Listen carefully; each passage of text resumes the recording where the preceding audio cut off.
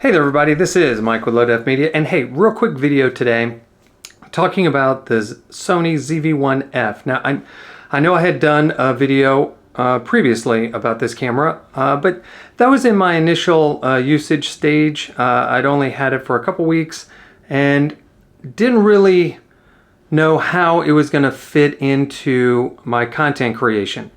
So let's talk about it real quick. All right, so what has changed between then and now? Well, I think I've become more familiar with it. I know how to get more out of it. Currently, I've got it set on my Nemowa shooting grip, and while I can't connect it, the shooting grip, to the camera, it does provide a nice little handle for taking selfies and doing that, vlogging stuff. And it also doubles as a tripod. So I've got it set up here on my desk, and I've got an external mic set up. So let's talk about the camera. So I recently took this camera to Florida. I did a week-long vacation, and I primarily used this camera. I was very surprised, pleasantly surprised, at how well it performs as a photo camera.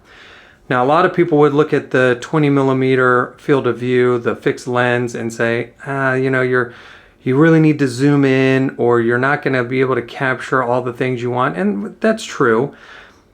But I found that this camera, 9 times out of 10, was able to capture what I wanted, the way I wanted to capture it.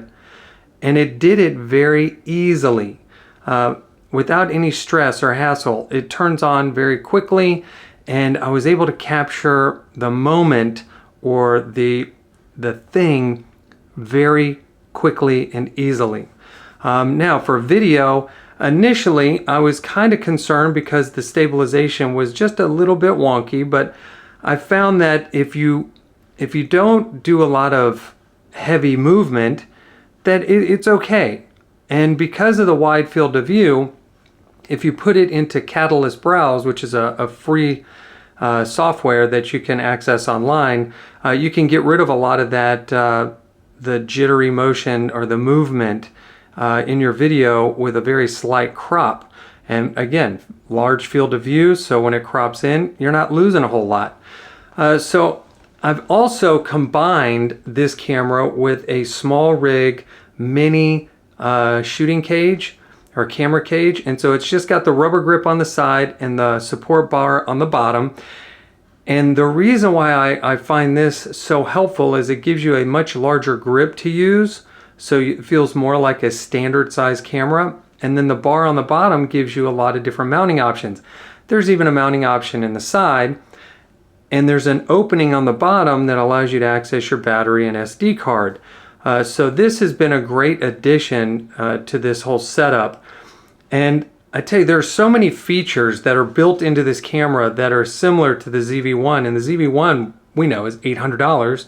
The new CV-1 Mark II is $800 to $900, somewhere in there.